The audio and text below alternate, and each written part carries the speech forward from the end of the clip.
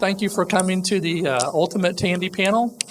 Some of you may wonder what happened to John Prickett, who was the Color Computer 2 and 3 architect. He had to have emergency surgery, and so he wasn't able to attend. He's fine, but he was not cleared by his doctor to travel. The only thing he said was, "There's no secret registers, stop asking."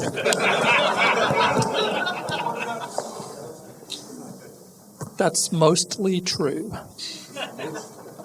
So what we're going to do is we have this very elaborate 712 slide program, but we don't have permission to project apparently. So we're just going to briefly talk about what we thought was on the slides, and then we're going to have a Q&A session at the end.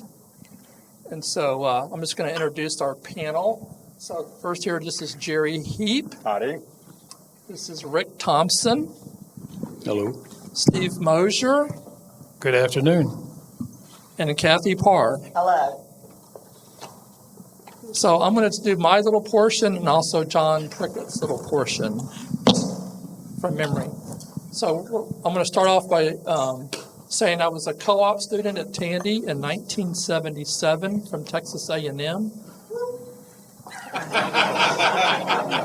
There's always one. So you got 1 hour of credit. And so if you took it 3 times, you didn't have to take health or PE that much. So it was a program where companies would ask the school. So you did not interview for this. You simply said, "I'd like to co-op." They said, "Here's what's available," and you could pick. I wanted to go to NASA, but I didn't have the paperwork in time for the clearances. So I wound up at Tandy R&D. And so I went to Tandy R&D. All I had was an address. This was 1977. I came to the address. There was the Tandy corporate building. I walked in the front door and I said, "I'm here to be a co-op." And they went, "You're next door." Well, next door was a tire store.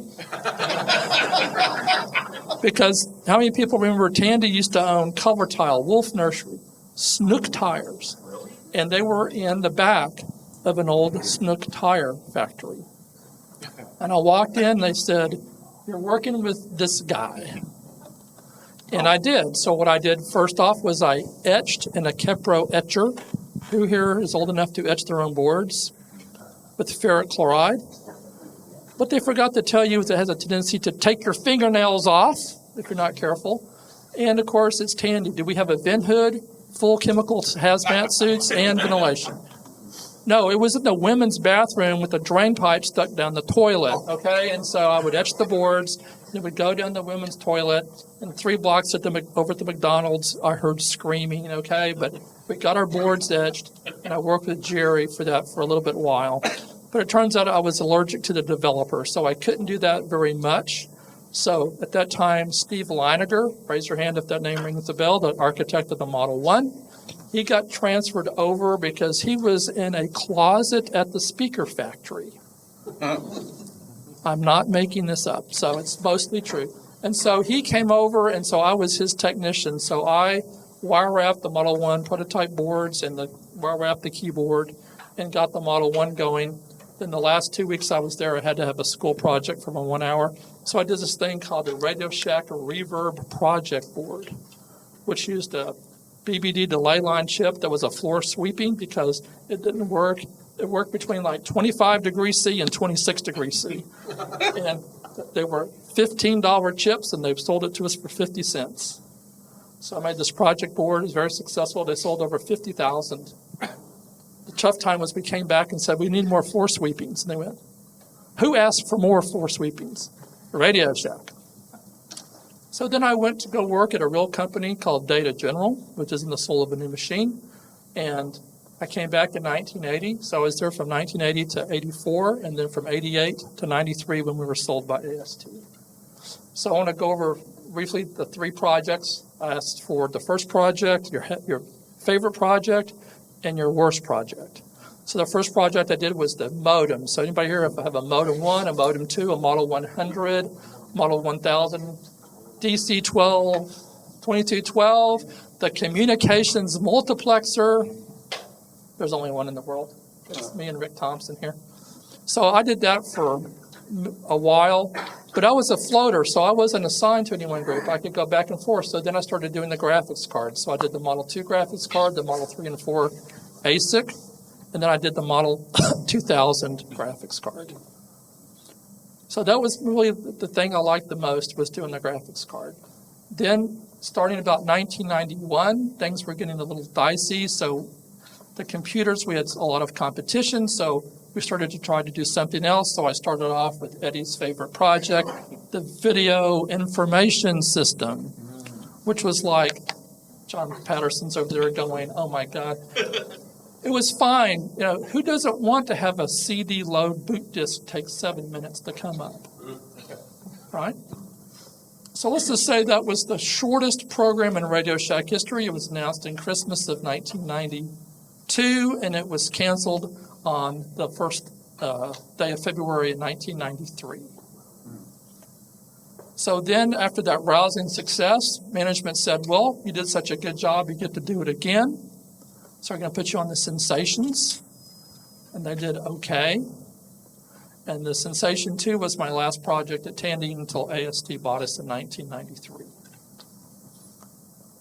So the worst project I did while I was there was a project that did not make it to production. It just made it to our negative bank account called Thor. Who here knows what Thor is? What is Thor, sir? Recordable CD format. And how did it go? It did. Thank you very, very much. That concludes my talk for today. All right, now I'm going to do the portion from John Prickett. Okay, so John Prickett's interesting. Okay, all of us here came from engineering backgrounds. John has a master's degree in trumpet performance. Okay, but he was interested in Motorola computers, especially because he had a Southwest Technical 6800. How many people had an SWTPC anything? They were in San Antonio. They made 6800 kits. So he had one. So he decided, I don't think I'm going to have much luck being a trumpet performer. It helps if you can play trumpet. But he got a job at Tandy because he knew Motorola. And at the time, we were Motorola's largest account in the world.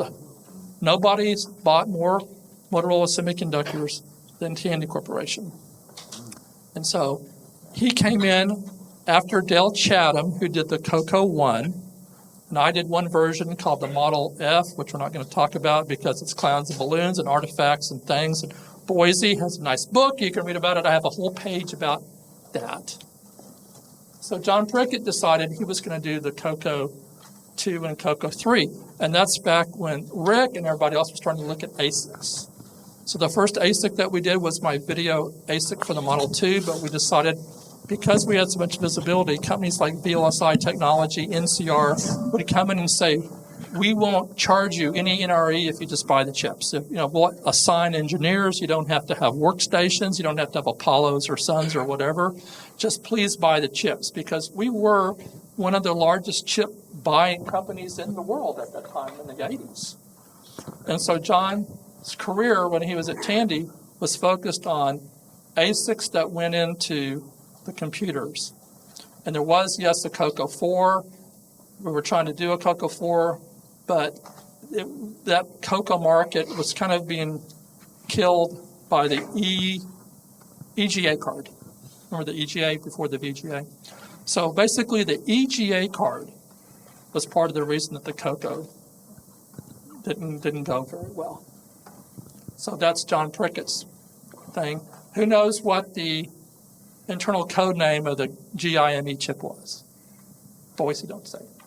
Tequila. So he says, it's not a gimme chip, it's not a GIME chip, please call it tequila. All right, so now I'm going to hand the mic over to Jerry Heep. Oh. He has his own mic.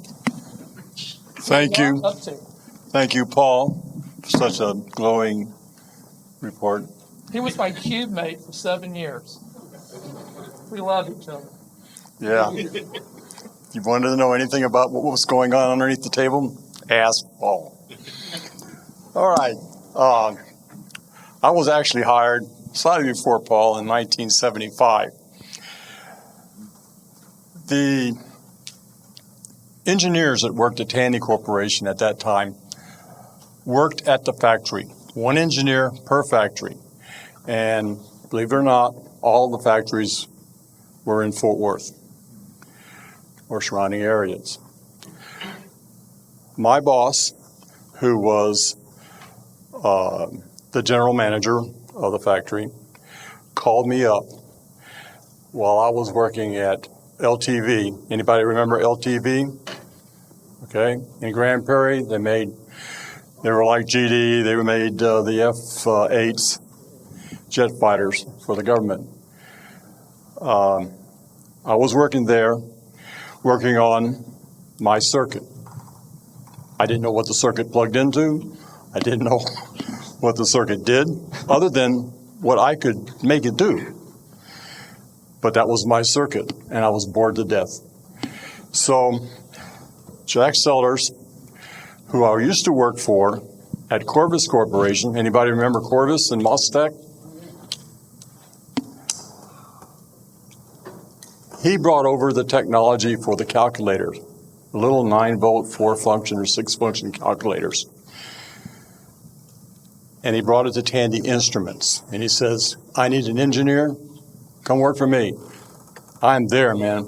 So I went to work June 9th, 1975 for Jack Sellers, working at the factory. And what we did is we just support the factory. If we had a problem with a DVM that we were manufacturing, I would help solve the problem. Oh, by the way, your job is also to figure out new products that we can design and sell to Radio Shack. Thank you. All right, never had any time for doing that. After a few months, John Roach, who was then the VP of North American Manufacturing, and Jack Sellers said, why don't we consolidate all the engineers working in all the factories, put them in one tire store. That was when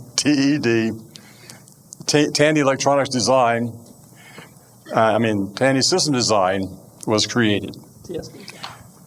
Okay, so we had corporate offices on one side of us, tire store in the middle, and an old Ford plant where Radio Shack was on the opposite side. This was all on 7th Street, which is, I think the corporate office is still there. The building's still there. The building is there. I think the tire store building is still there. No? No, and the tire store and the Ford building. They have apartments now. Really fancied up since we were there. Across Montgomery Ward's, the giant Montgomery Ward's building. Yeah. So he brought us all in there. We had one secretary. We had a director, which was Jack Sellers. And we had my first project, which is the single chip, General Instruments, Pong type computer, TV game.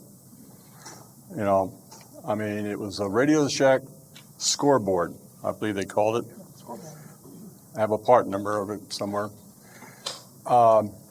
And it was real easy to design. It's one chip. It did it all. It generated baseband video.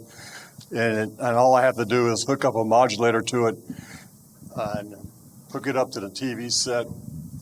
Instant product, right? FCC decided it wasn't an instant product. FCC back then had requirements. Does anybody know how big 15 microvolts per meter squared is? No?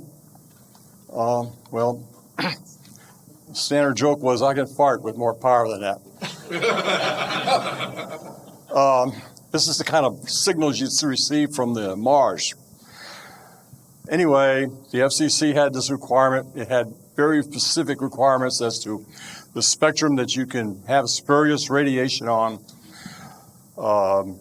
Very, very rigid requirements as to how much of the signal of your gaming device could be transferred over to the TV antenna or the cable, as what may be, that switch box is used. So you had to have 60 dB of isolation there. Oh, it was a mess. And it started me on the road to going to Maryland, to the FCC labs, to watch how they tested this TV game. And these guys would take this TV game and they would flop the cables over it, take the controllers, run them out, tie them in knots, throw them around, all the while looking at a spectrum analyzer, trying to get a blip up above 15 microvolts per meter. And they were very good at it. And they seemed to be working and having a challenge to fail this TV game. I'm going to fail this TV game today. I know it. And he does it. They do it. So I was going back and forth to the FCC testing labs while they tested my poor TV game. And in the meantime, I was assigned, since I was such an expert at hooking up things to the TV set, a future computer. And I came back to Jack Sellers and I says, Jack, we are not going to be able to pass FCC with this computer that has hundreds of integrated circuits in it and 15 microvolts per square meter specifications. There's no way. And they said, well, maybe you're right. And I'm sitting here bleeding. So much beating up the FCC has done.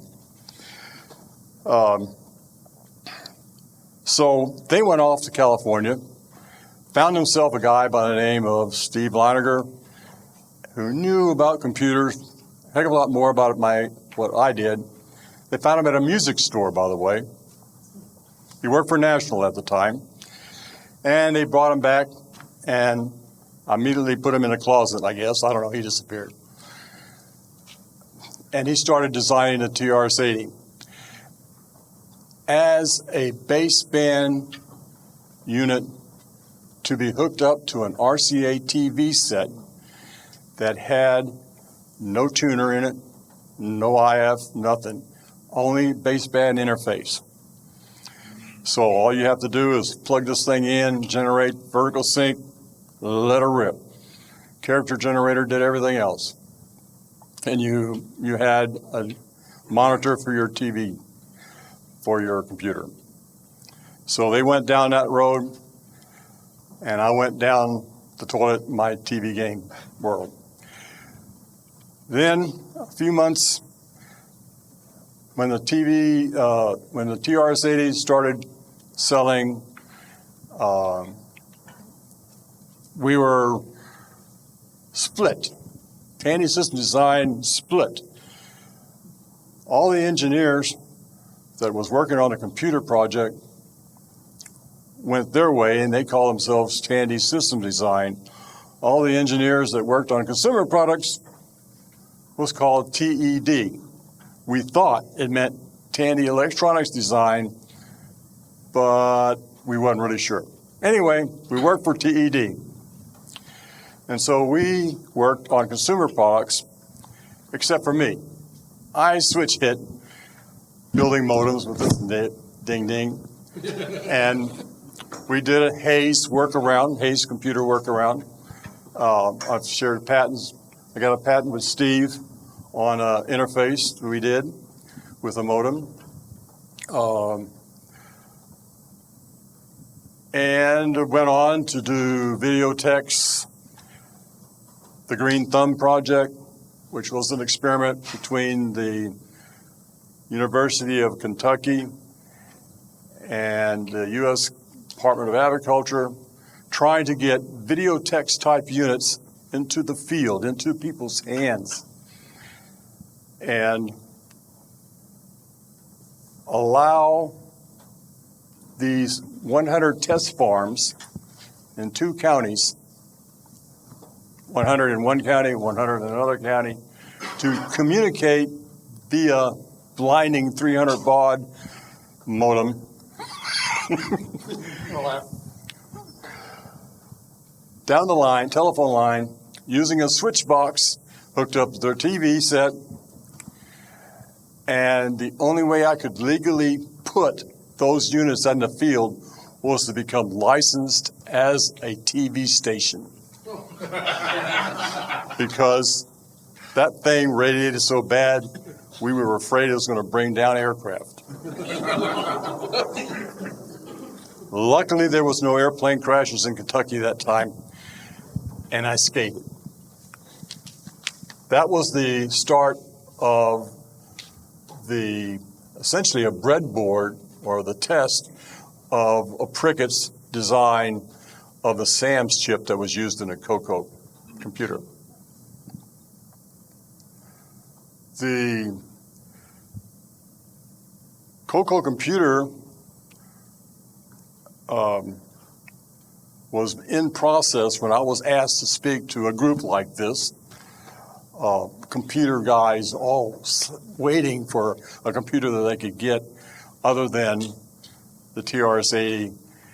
And I was told before I went to this organization to do the talk, don't tell them about the color computer. Don't tell them that we're doing it. High management. So I was between a rock and a hard place. So I finally figured out, this was before internet and everything, so that, hey, Mr. Heep, is Tandy working on a computer to hook up your TV set?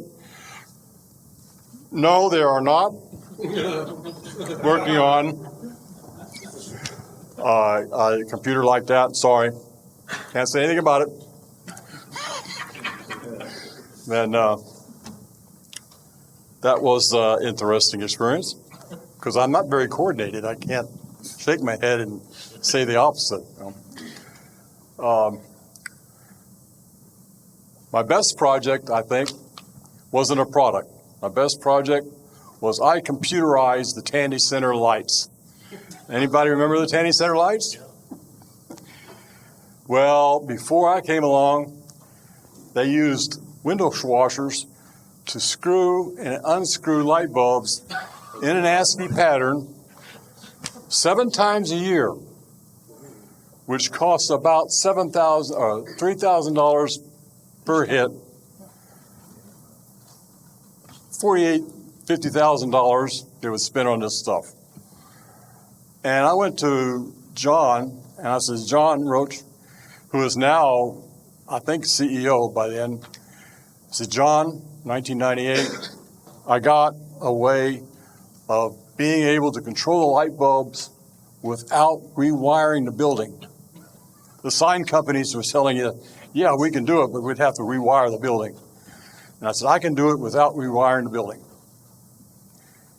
And he says, okay, if you can do it for less than $35,000. Okay. So Steve Leininger wasn't doing anything at that time. I said, Steve, I need a computer that will talk to the light bulbs, computers. Each light bulb had a computer, or a microprocessor, a Z8, if anybody is interested. And this Z8 would turn a light bulb off and on using electronic relays. And then my daughter came up to me and says, Dad, I need a project for my senior project at TCU. You have any ideas? Yes, dear. I'll tell you what. I need someone to program a computer using Visual Basic that will allow us to edit and graphically display stock show or United Way.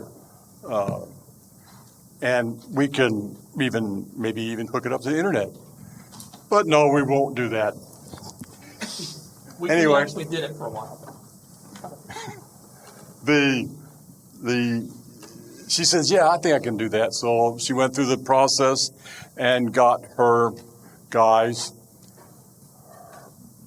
to approve it. I don't know the process of this at the time, but she had to demonstrate, and she had to have all these charts and drawings and flow charts and stuff, and she had to give John Roach and all the other executives in a meeting with her student advisor sitting there grading her.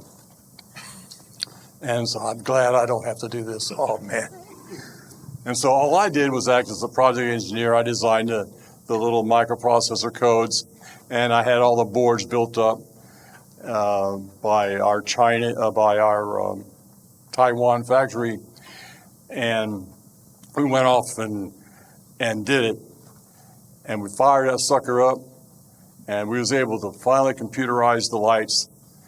And I am glad to say that I am the first person who ever modulated a power conduit. Yeah, stick that, Captain Kirk. Okay. I work for Radio Shack. I've done a lot of projects. I just uncountable. TV games, telephone dialers, remote controls, digital voltmeters. I did the first digital voltmeter with true RMS on board.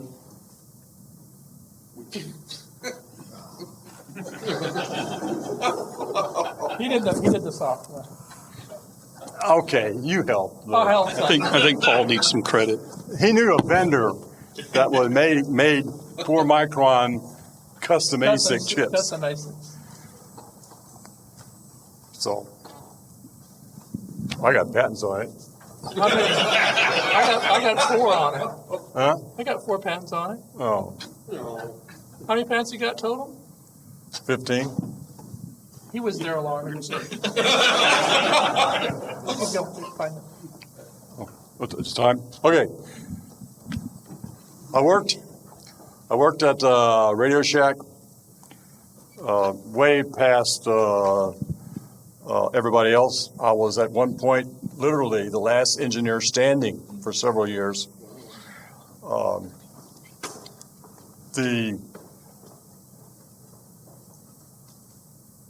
Then in I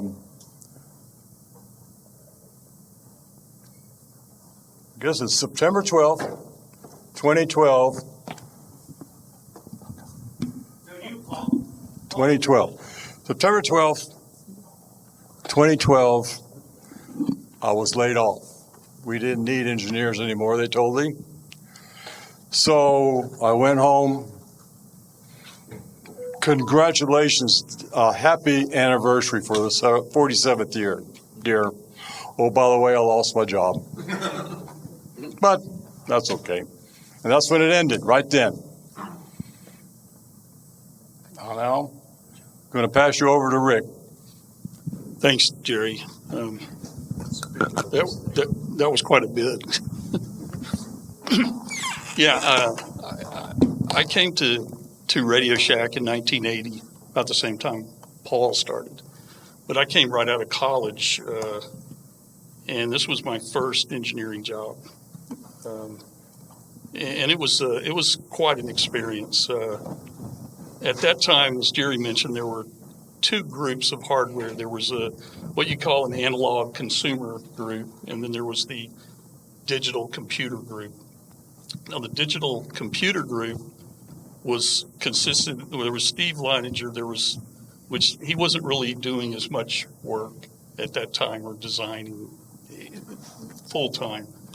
Most of the work, the design teams were consisted of Sam Sawyer and Mike Berger. They were doing the Model 2. They'd released the Model 2. And there was also Walter Parkerson and Dale Chatham that had worked with the CoCo. And that was coming out the same year, too. So they put me under Sam and Mike to work on Model 2 and some of the business-related stuff. So when I first got there, I was doing all kind of stuff. I was doing support work for the Model 2. I did some for the Model 1 floppy disk controller, some odd things. And then I was given the job of doing the communication multiplexer, which I can't believe anybody's ever heard of, other than people that worked there, which was nothing more than a big box that had the guts of a Model 2 CPU, memory. And I designed a quad UART board Paul designed a dual modem. So we put 4 sets of those, 1 quad UART, 2 dual modems, into a chassis with just a large backplane and a big box. And it would handle 16 calls. So it was an interesting project. It was a lot of fun. The first deployment of that was with the Farm Bureau up in Iowa, some small town, Cedar Falls, Iowa. Cedar Falls, Iowa. Yeah, Cedar Falls. And so they asked me to go up there to help install the first setup of this. And a couple of software guys went. There was Eric Schmidt and Paul Pimsel went up there also. The funny thing about that was they told me one afternoon I had to go up there in the morning. So they were getting me a ticket to go up there, an airline ticket. And I'd never been on an airplane in my life. It was, I'd never flown. So the funny thing is I go to the airport and I was kind of, like, this is weird, flying on a plane. I didn't know about that. So I go up there and I go to this plane and they'd gotten me a first class ticket. So I go get on the plane and, it's sitting up there in the first row. It's real nice. They bring me coffee and drinks, and then all the other people get on. I said, this is pretty nice. Flying is not bad at all. So the funny thing is we flew to Chicago. We landed O'Hare. So, get off, and I'm real happy. I go down to the terminal that's going to take me into the wilds of Iowa to Cedar Rapids. So we're at the gate, and they called us and said, well, okay, you can board now. And we go down some stairs. We go out a door, and we're on the tarmac. And there's a little prop plane sitting out there. And we get on this. The next thing I know, I'm getting in a plane with 5 people and a pilot and a co-pilot. And then we had a nice little flight at 5,000 feet over the farmland of Iowa, Chicago, or Illinois and Iowa. So I went from the best flight to a terrifying experience in a little plane. I mean, this plane, when I got on the plane, we put our stuff behind a net in the back of it. And the pilot turns it around from 6 feet away and said, well, you want to close the door? I was like, okay. I wouldn't sit next to it because anyway. So we went up there. I went up there and we installed this in a little small town. And I don't think the product, they were using that with the, what did they call the CoCo? It was a modified CoCo. The what? Project. Well, it's called the video text. The video text, which looks like a stripped down color computer. So anyway, that was the communication multiplexer. I think I built the first handful of them by hand, put together the chassis and the plastic card guides and all that in the R&D office. And I'm not sure how many we ever sold. I didn't know if any of them were still around. Paul said he's seen There's one in existence. Anybody here know Peter Sintiski? Yeah, he actually found one. Why, I don't know, but he wants to have one of everything. He and Eddie want to have one of everything. So he found one, and he actually has it working. Yeah, Peter. I met still Peter don't know why. a couple of years ago, and I found out that people were still interested in TRS-80s because that they actually were. There's a lot of people that have them still. So, well, anyway, that was one of the first projects I worked on. I also worked on a network controller, a couple of those, which were little switch boxes they used in classrooms to connect a lot of students or something. It was kind of a small little project.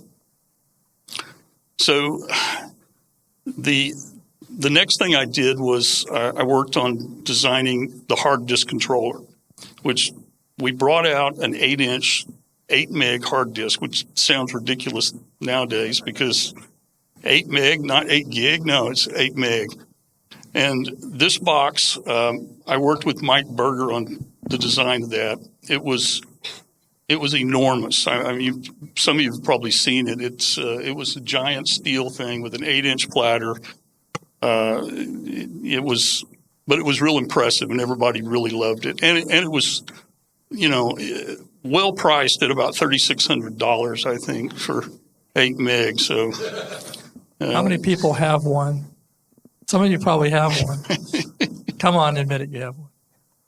it was pretty impressive, though. And there's some funny stories about some of the demo and test stuff that, Paul knows, and we won't go into it. But anyway, so after that, I did a hard disk controller for 5 1/4. It was geared towards the Model 3, so we could have hard disks on the Model 3, and that was much smaller.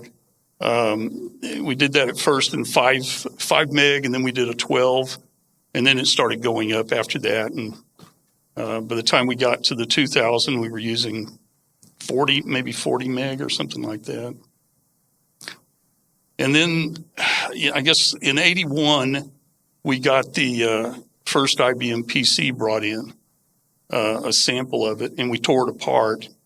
And it wasn't, the only thing that was really impressive about it was the chassis and the case. I mean, the thing was well engineered mechanically. It was bulletproof, but it was based on an 8088. I mean, a low-end processor. It had terrible graphics. It wasn't that great. So what we decided to do was bring out an MS-DOS machine, and we decided we would make it much better. We used an 8186 processor, and that's how the Model 2000 was born, which I worked on the main board of that and the hard disk controller part. Paul did the video graphics, which was actually probably better graphics than anybody had for the next generation or so of the PC, better than the XT or the AT even. It was a very good computer. I think I'm probably most proud of that. That was a very solid design at the time for trying to bring out a PC.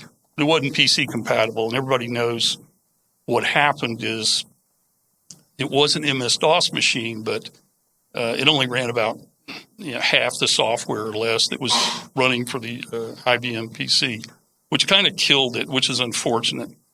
So during that time, that's how the Model 1000 started, because it was designed to be a true PC compatible, and it was very successful. And that was done by Dale, I think. Dale and Jerry Ballard. Was Jerry there then? Jerry Ballard, who was another guy that had worked at another factory, a Tandy factory, and came on as an engineer in 82 or so, something like that. Anyway, the 2000 was great, and really a great design. It was also the transition from Radio Shack to Tandy, because after that they started calling everything Tandy computer rather than Radio Shack TRS-80 or Radio Shack Model 2000. They called everything Tandy because they were trying to come up with an image closer to IBM. They wanted to not be seen. Everybody thought a Radio Shack is kind of a, it must not be a very good computer. It's Radio Shack. Anyway, how well that worked, I don't know, because it was the same guts, the same, as when we were building it as Radio Shack. So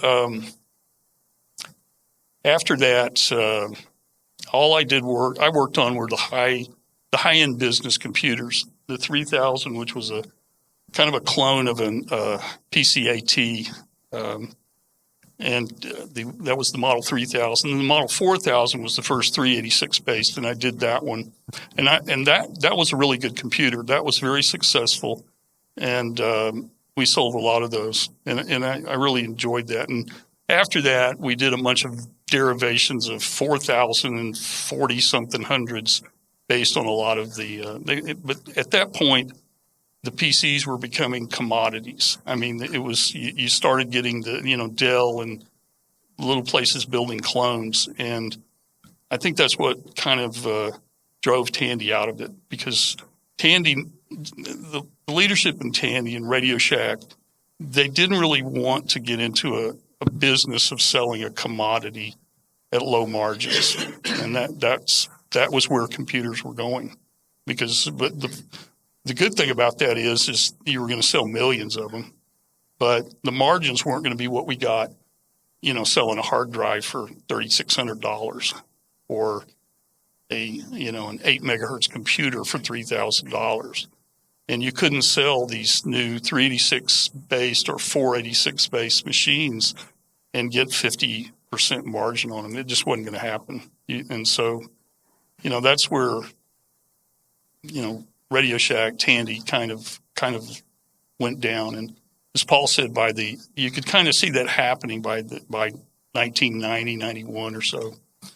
And it's kind of sad because Tandy was in a position in the early 80s when the start of the PC craze came about to really be the major player in it. We had stores all across the country, and they could have done it, but it wasn't quite right, because at first we sold a lot of PCs, the 1000s, the 3000, 4000. We sold a ton of those. But when the competition started dropping the prices, making them little, and there really isn't any difference. Once we started building, 486 based, all we were doing was a derivation that had minor features. They were all similar enough that the next, I guess, innovative thing was probably the Sensation. They came up with something that was geared towards a multimedia computer. And anyway, I was there till 93 when they shut down, went over to AST. They sold everything to AST, and I left, which, as I was telling Steve, worked out real well, because I left there and went into designing video graphic cards for PCs at the start of what became 3D graphics and multimedia cards. So, and it was kind of like the early days of the PC. Anyway, How many people here have a 3DFX Voodoo card? Anybody? That's him. yeah, I was the director of That's engineering. him. He was for director of 3DFX. engineering for 3DFX. So I started as a design engineer at a company called SDB Systems. We actually had an office down the street here on Waterview back in 90, 99, late 90s. So anyway, working at Tandy was really a great thing for me. I really enjoyed it.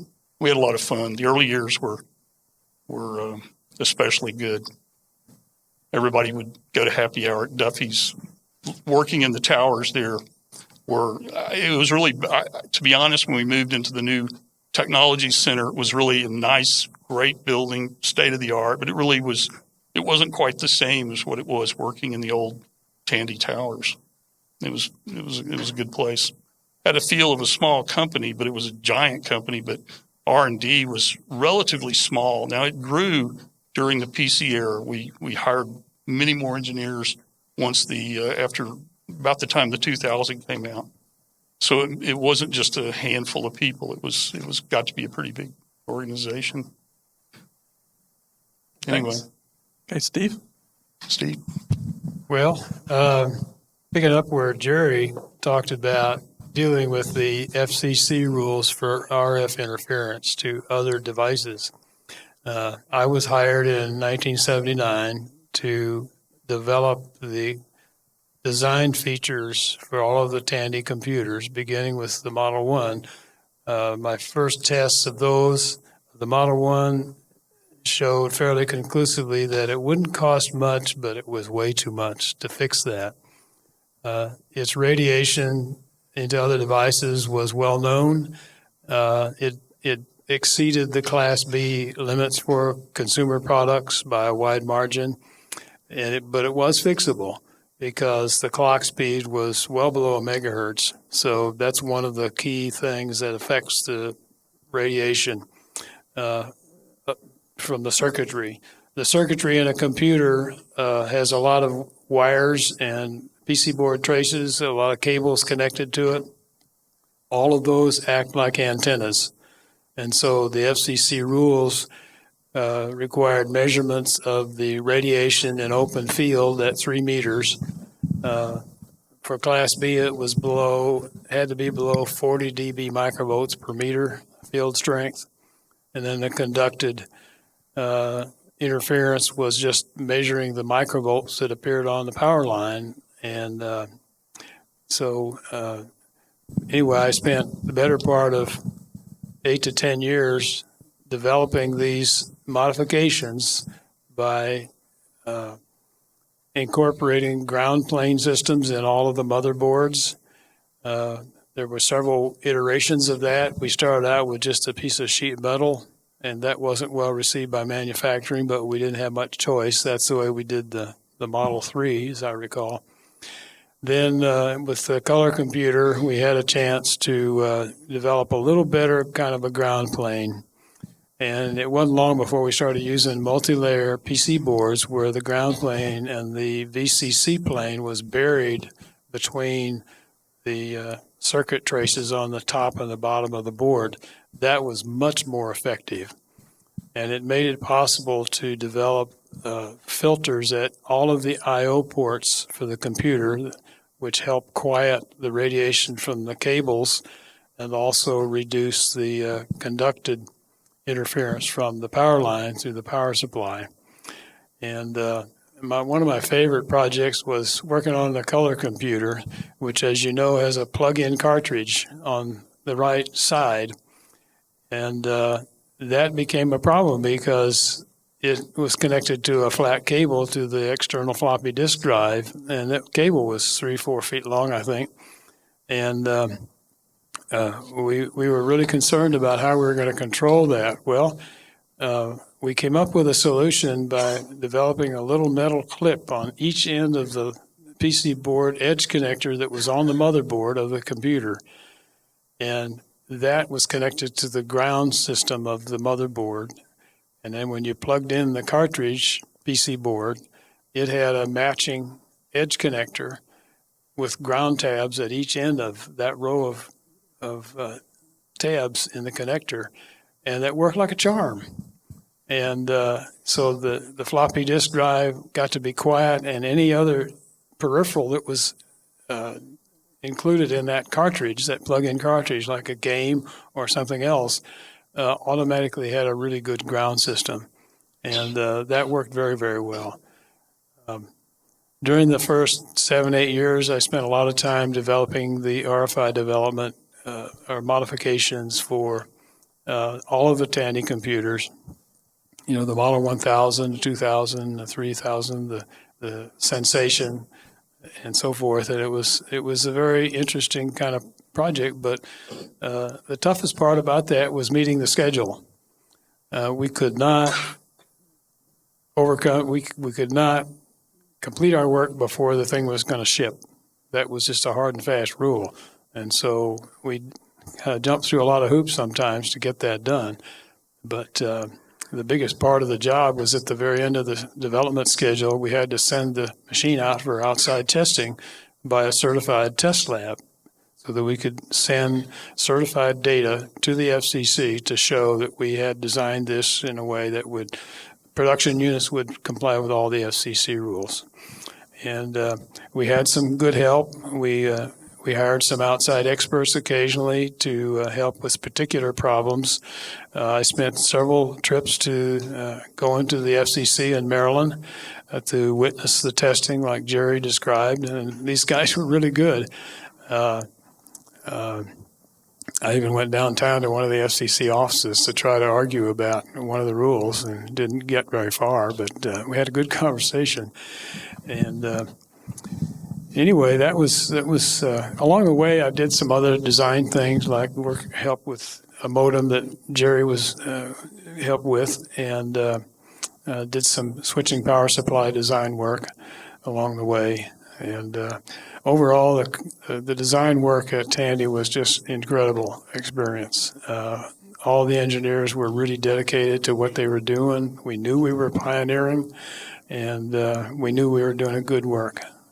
And but like Rick was indicating, we kind of ran out of steam toward around 1990, and there was a lot of competition. The motherboards in a lot of those machines were made by offshore, very low cost manufacturers, and our margins just couldn't compete with that. And that was part of the reason why in the early 90s we started looking at at what was the future going to look like. Well, Tandy sold their computer manufacturing to AST Research. I had two careers at Tandy. After in '89, I was talked into becoming a patent agent, which meant passing a patent bar exam so I could represent clients making patent applications to the patent office. And so I began to work with the law department. And after a couple of years, I got transferred to the law department, and then they sent me to law school. And so eventually I became a patent attorney. But in the law department, I was manager of the patent application process, and also handled a lot of infringement claims from outside companies. I guess the mic has died. We got a lot of infringement claims from companies like IBM, Texas Instruments, Jerome Lemelson, who some of you may have heard of, Gilbert Hyatt. These were two inventors who thought they invented everything that was important to the world. Lemelson asserted his machine vision patents to us against our manufacturing processes when we used closed circuit television to compare production boards coming off the line with samples. Gilbert Hyatt thought he invented the microcomputer, and which wasn't really true. He did some work there, but he was a very aggressive patent infringement assertion guy, and he's well known in the patent office. But anyway, when I finished law school, the Tandy had gotten out of the manufacturing business and was doing very little more engineering. Jerry Heep was the only engineer still there, and he's probably the number one patent guy in terms of the number of patents that he's gotten for his work. And Paul had a number of patents as well. But I left the company in '97 and went to work for a law firm, and I'm still working as an attorney here, working now in Fort Worth. But Tandy was a really interesting place to be. We all worked together. We had, some might disagree with this, but we had some very capable, experienced managers who knew better than to micromanage us. We were given a problem and a schedule and most of the resources that we needed, and we're able to get the job done pretty much on schedule. Sometimes it was rough going, but we managed to get the job done. So all in all, the experience at Tandy was just first rate. It was a highlight of my professional career. And with that, I think I'll turn this over to Kathy. Let her go for it.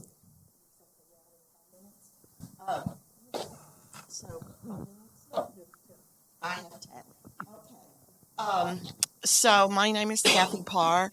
I am the only one up here who doesn't have an engineering background. As a matter of fact, my background is in communication and psychology. So go figure that. But I went to work for Tandy Corporation in 1976, mainly because I still couldn't figure out what I wanted to be when I grew up, and I changed majors a couple of times, so it was time for a little real world experience. And so I was actually an employee of A&A International, and A&A was not Radio Shack, and it was not Tandy Corporation. A&A was at one time a division of Tandy Corporation, another time a wholly owned subsidiary of Tandy Corporation. But Charles Tandy, being a visionary not only in merchandising, but just, I think, the world in general, saw the need for acquiring a trading company when he acquired Radio Shack out of Boston. So there was a company located in New York, A&A International.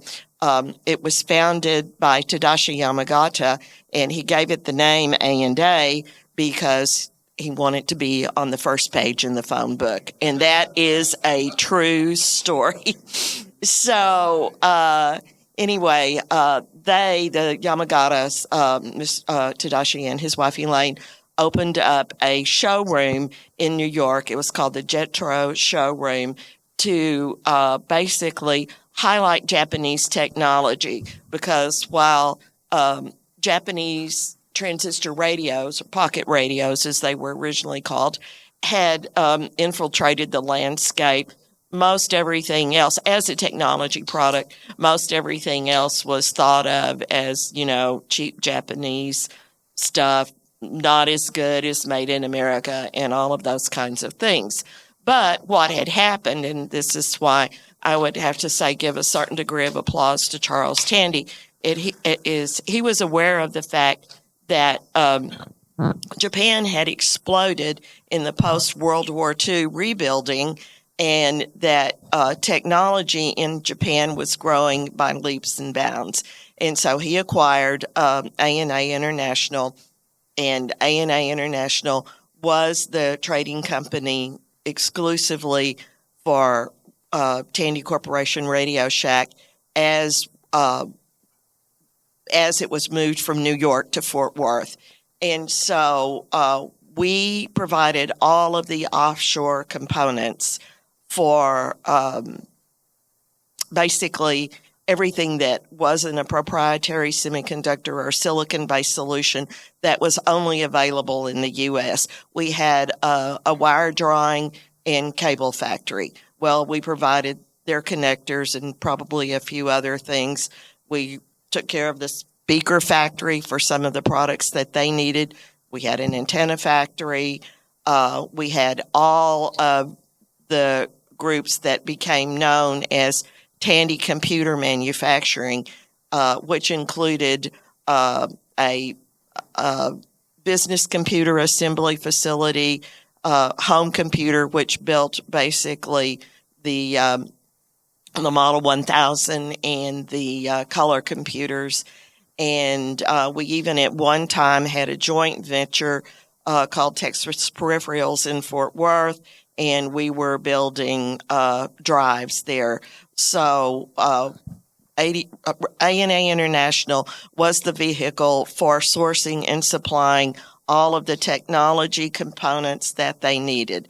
So my first product, when I first went to work at A&A, CB radios were still crazy, and you couldn't throw enough people at the sourcing solution to try to buy and actually have delivered the CB radios that you had back orders for. So that was, just a real fire drill there. But anyway, as that started to settle down and we had developed some good relationships with CB radio manufacturers, the hand-to-mouth situation was passed. And so Project 88, which was the TRS-80 Model 1, was the first product that I worked on. So a lot of the passives and things like that for not necessarily the what do you call it, the breadboard, or the first thing that worked. Yeah, the prototype. Yeah, the breadboard.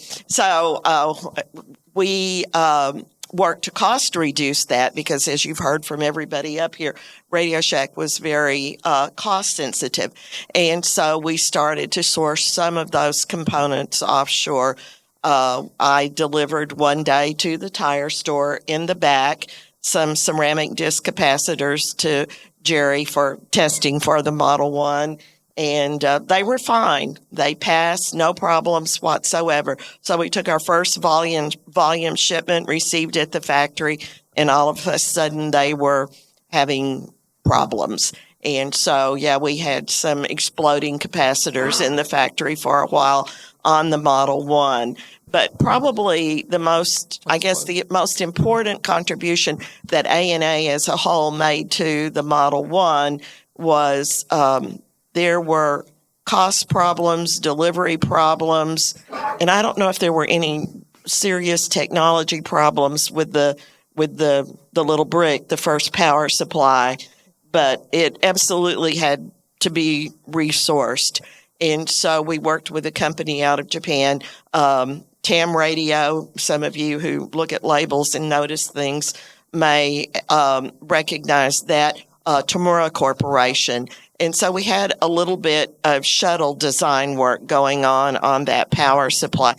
But plus 5 and plus 12 only, right? Yeah. So anyway, they would send a team of engineers over, and they would work here usually Monday through Thursday. They would work with people over at Systems Design. I'm not sure who they were working with, but they worked with people over there. Then they would go back to Tokyo, work through the weekend. Somebody else would come with the next iteration of what we were going to do. And so finally we got to a power supply that was acceptable in terms of performance, and it was at the right price, and we had a sustainable supplier, and we developed a pretty robust supply chain around that. So let's just march forward a little bit because I'm trying to save time. The next product. Well, I worked on everything for every factory in terms of overseas sourcing. And just to let you know the scope of what A&A International provided, it was sort of the secret weapon because Tandy Instruments didn't have one. And there were even times when Dell came to us for help, and Compaq. But anyway, we had our main offices in Tokyo. We also had offices in Taipei, Seoul, Korea, Hong Kong, and eventually Singapore and Malaysia. And we had, because of the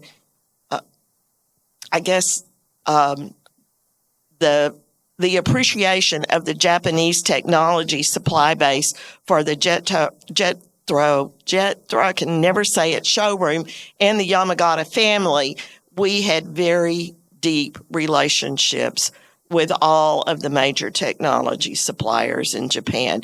So fast forward to the time of the TRS-80 Model 1, and by then, almost everything on the motherboard outside of the primary silicon components was sourced through A&A. We had the floppies, we had the keyboard, we had the power supply, we had, passives galore, that's a Fort Worth term, on all of the on the boards, and that was a very successful product. So Radio Shack was also, because of their secret weapon A&A, not making money just on the retail side, but also on the buying side, because A&A was operating off of a commission on that. And so it was a very exciting time. And just a couple of things to wind this up. I guess one of the most disappointing products that I worked on was a product for grid systems. Tandy had purchased grid systems maybe 1988, something like 88, 89. Yeah, something like that. So we purchased grid systems, and if some of you may or may not know, that was a ruggedized computer that Grid had developed, and we continued to sustain the development and work on future generations, mainly using Grid engineers, but with some, again, sort of a shuttle design from Fort Worth and San Jose to make sure we were making a sustainable product for Tandy Corporation Radio Shack. Anyway, just a little note on Grid. It was the first laptop computer that NASA took into space, and it was also widely used in Desert Storm. We did find one of the weaknesses during Desert Storm, and that was dust contamination for the display. And so we very quickly, not just using our resources and relationships with the supply base in Japan, but also the State Department and some other congressmen, senators, were able to really establish a very quick turnaround, robust supply chain to get the replacement parts shipped to the Middle East. And so that was they continued to use that product during Desert Storm. That probably, Paul said, what was the worst thing that happened to you? And this was as things were coming to an end with Tandy Corporation, Tandy Computer Product Group, and the design systems, because talks were underway with AST Research for procurement. So just as that was happening, but prior to it being announced and sort of any inkling of, is it really going to happen, due diligence was going on. We had just, battery technology was changing pretty rapidly at that time. And so we had just negotiated an agreement with, some of you know, the Panasonic batteries. We negotiated agreement with Machista Battery Corporation, and they were going to build a new factory that would do pure R&D for future battery technologies, as well as manufacture the batteries that we needed, secondary market, and also new product development for Radio Shack or Tandy products in grid systems. But in 1993, the deal was announced, and AST Research bought all of the computer factories. Some of the consumer supporting factories remained, but all of the computer factories were purchased by AST Computer. Being part of A&A International, I was not part of the acquisition, but because of the tribal knowledge in terms of supply-based relationships and, just all of those things, I decided on my own to leave Radio Shack and join AST Research. So that's it in a nutshell. All right, thanks. Thanks, everybody. That's our presentation. So we have questions. If you have any questions, there's a microphone, I think, in back. We have about 15 minutes for Raymond's talk. We have a brave soul approaching the microphone. Hi. So I've taken friends over to Fort Worth to kind of give them a early microcomputer tour, and so I show them the tram stations that are by the river. Is that where you guys would park to go to work and take? Oh yeah. We had to take the Tandy shuttle. They had, when they built the technology center, there was some parking, but it was for mainly executives, and there was some parking between the Tandy towers. But you had to have a parking sticker, which was, management would approve, and that was like a perk. But we had this one old guy that if you kind of drove by and waved at him, he'd kind of go, hi, and you could go park up on top. Yeah, because I rode but what the happened subway was too when I many started. people found out you could do that, all right? And it turned out that the weight of the cars, because the parking by our tower was directly over the ice rink gallery, the weight of the cars started pushing the roof down and water was leaking into the ice rink, and so they banned all the parking up there for quite a time.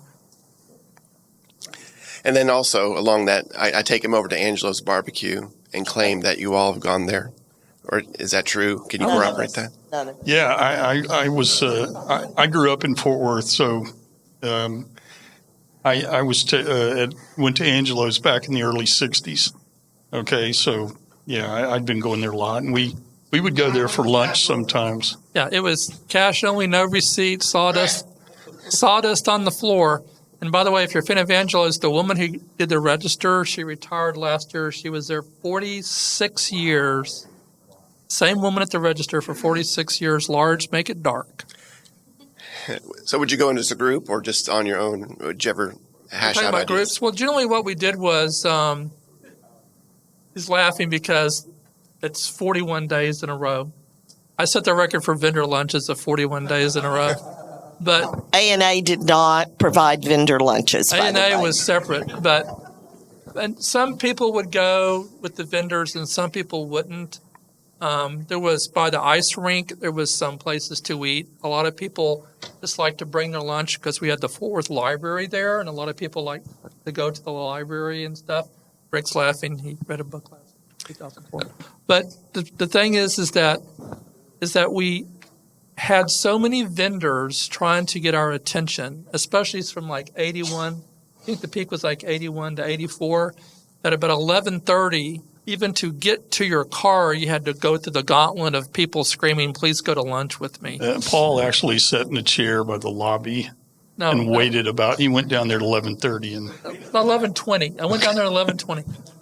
And also next door there was the Worthington Hotel, and they had a really good buffet, and that was Rick's favorite place to eat. Was they had this chef, and you could go and you would just point to food, and they had a really nice buffet at the Worthington Hotel.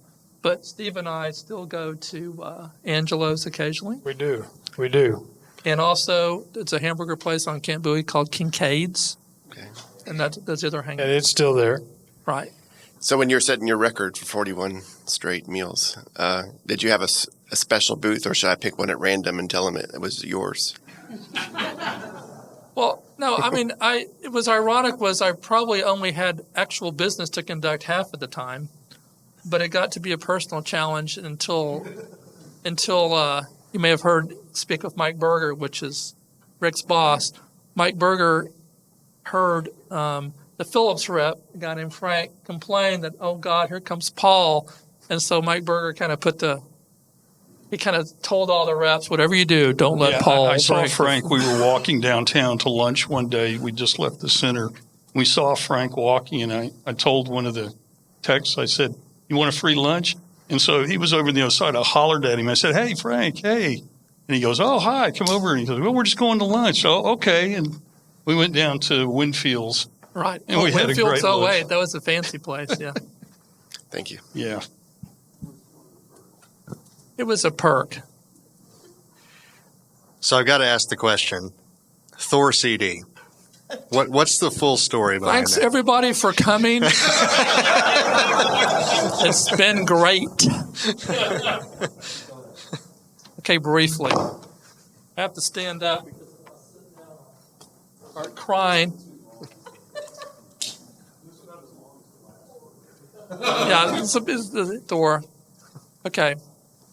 So there was a company in California that was 2 PhDs that had a process for doing read-write erasable CDs using what's called dye sublimation, where you would put an ultraviolet laser diode onto some dye and it would make a black dot. So when you read a CD, normally you have what's called pits and lines, so that modulates the laser beam, okay? And so they were not doing it on a normal CD. It's a sheet of aluminum, okay, with a pressed pattern that has it's a dot, it's a line and a dot. They had it where a laser could do it, okay? So they were chemists, and they had the process, but they were not electronic engineers. But they thought that they had the right way to do read-write erasable. So this is not CDR, okay, which is completely different. This is read-write erasable. So they came to Tandy and said, we have this process. We think we could use it to make CDs. And Bernie Appel, president of Radio Shack, says, well, let us know when you can actually do a CD, and we'll go out there. Okay.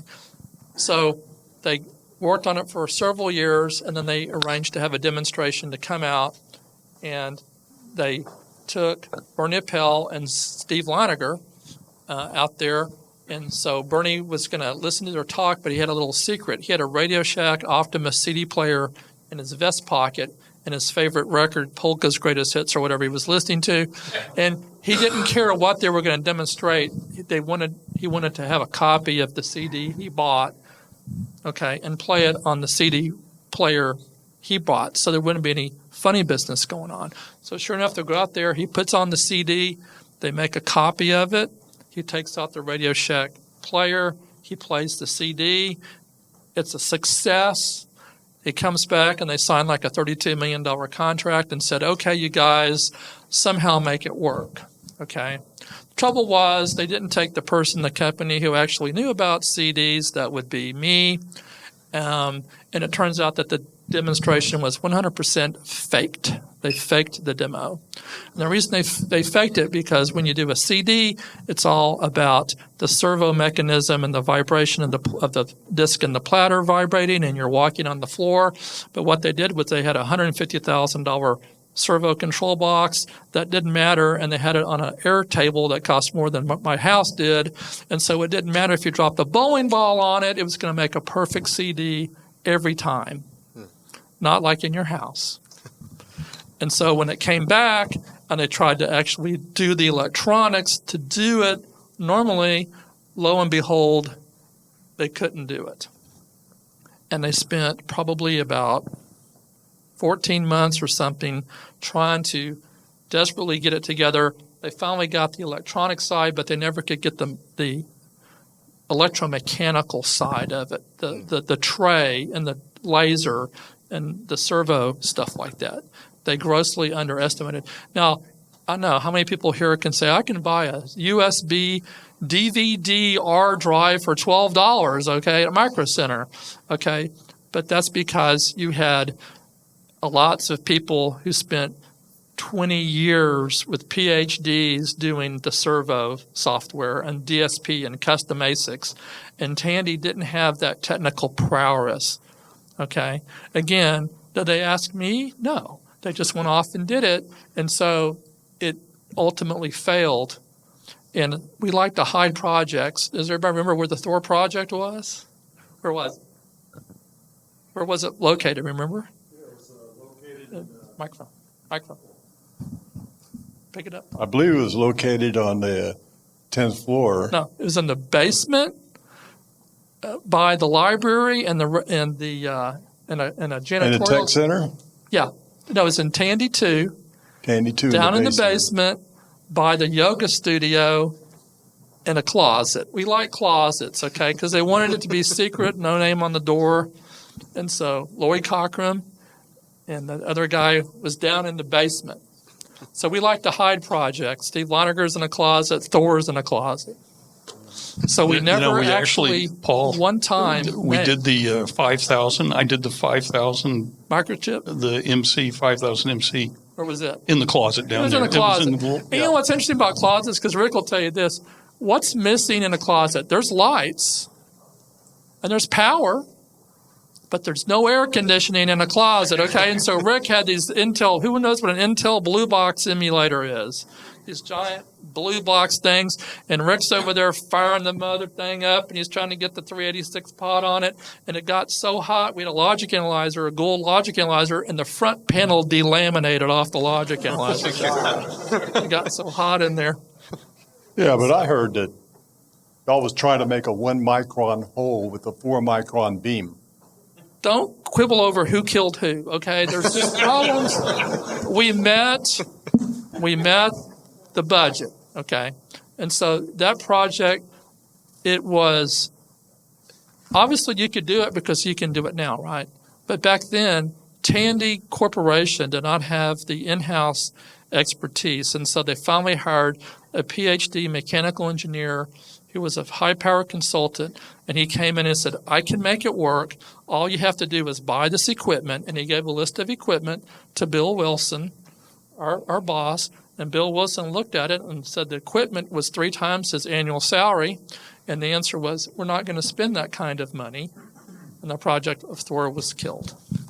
Was there ever any kind of prototype or anything that was? There was. I have it on my slide presentation, as you see up here. Hopefully they'll publish it. We went from the 2 towers across the street to a new building called the Technology Center. When we moved, we were told, throw everything away that you don't need, and we didn't need that, so it was put into a scrap bin.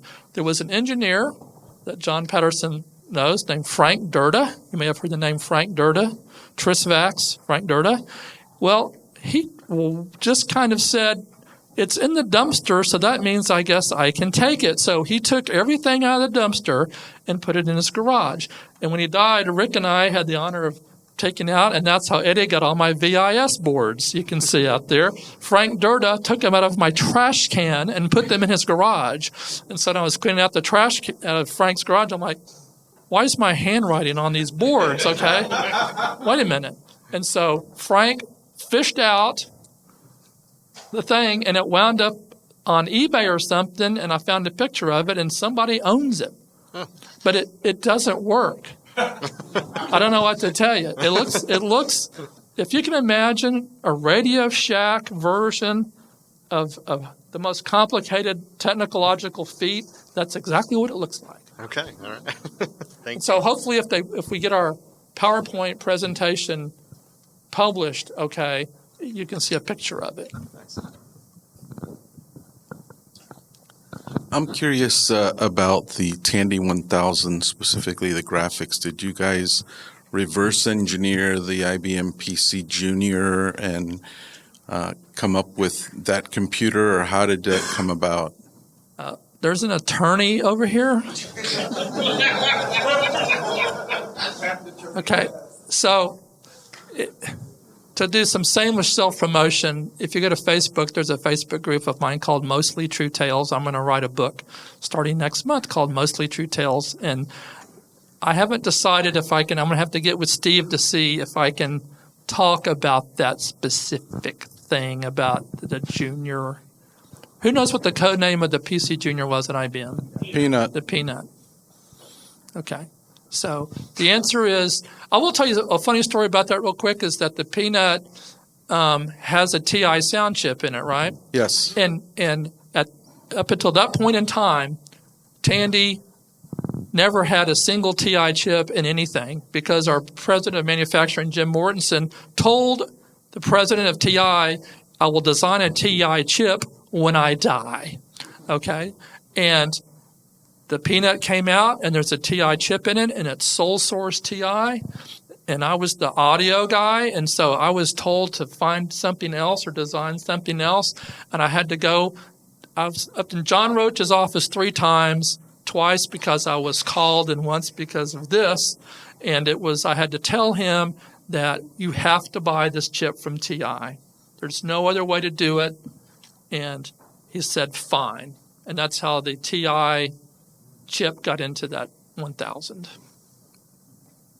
But you won't give us any more details about. Is there anybody else with a type of question before Raymond Jett? Tandy doesn't exist anymore. Thank you. Who's going to sue? Yeah. Who's who's going gonna- to sue? On the advice of my attorney, I'm not going to say anything about how things Assets were. are owned by someone.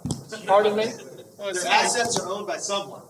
Seems like Last I heard it was Samsung, okay? So you can go talk to Samsung. I Okay. have, thank you. Yeah, we have time for one more question. We have to. I got an easy one for you. So how many of y'all that worked in Fort Worth remained in Fort Worth? You mean geographically? Mhm. Everybody. Everybody? Well, he moved to Weatherford. Does that count? Oh, got a So, lake down there. so just to answer that question in another way, when I went to work with AST, I said, I will move to Irvine when you can find a Fort Worth mortgage in an Irvine zip code. I went out every Monday morning for months and came back on Friday afternoon. Yeah, so I there have was an that. FCC story. Just tell real quick. Microphone up. There you go. Okay. While we was at FCC, doing with the green thumb, and I was becoming a television station, we was told by the head engineer of the lab that every 2 weeks, the approach radar on Dulles Airport was suddenly shut down, and the pilots had to bring those aircraft in manually. It only lasted for a couple of hours every Saturday, every other Saturday. And they put out equipment trying to capture it, and it went off at one point and stayed off for months, and then it would turn back on. But every 2 weeks it would happen. And they finally located the source of the transmitter, and they raided the house and replaced the spark plug in that guy's lawnmower. That lawnmower was generating that specific frequency that was shutting down the Dulles Airport approach radar. It came out of the Tandy tire store probably at one point. All right, we're going to go because it's a 4 o'clock thing. Again, thanks everybody for coming. And